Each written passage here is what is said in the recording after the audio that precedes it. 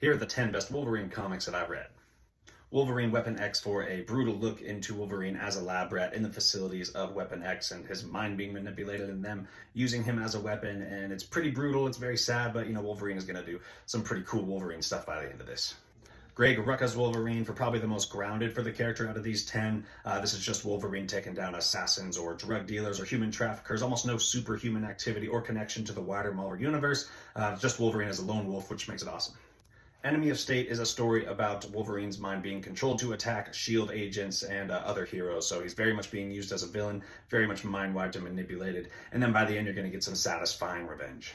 Then we got Mark Millar's Old Man Logan. Of course, this is a classic, and Mick Niven on art, one of my favorites. This is very brutal, very action-packed, and will always keep you guessing because it's an alternate universe and a different Wolverine. There's hillbilly Hulks that he fights. There's a Hawkeye's daughter who's causing some trouble, and an old Hawkeye going on this journey with Wolverine. It's a classic.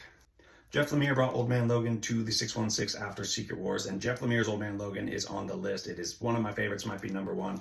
Gets confusing though because there is a Brian Michael Bendis written Volume 0 of Old Man Logan, which helps you transition from Secret Wars to Jeff Lemire's Old Man Logan, Volume 1 and on. By the time you get to Volume 6, you actually get a rematch of the Hillbilly Hulks and Wolverine, and this whole series is just so good. Then I got Daniel Way's Wolverine run. I'm holding Volume 4, the complete collection, because towards the end of the run is what I love so much about this whole run. Wolverine meets Daken, his son, and Daken is a really cool character causing a lot of issues. And Wolverine is really trying to figure out his past and the Weapon X stuff, and Romulus is an overarching villain here. But towards the end, especially, Daniel Way's Wolverine is incredible. Then I got Death of Wolverine by Charles Soule. This is before the Old Man Logan comes to the 616. Kind of a sucker for death of stories. They tend to be full of levity and action and emotion and just feel very important and complete, so no exception here. Benjamin Percy's Wolverine in the Krakoan era. I'm holding volumes 5 and 6 because this is when Beast goes rogue, and I thought he was a vicious villain and very brutal, and I thought that story was very compelling. I couldn't put it down. It became one of my favorites.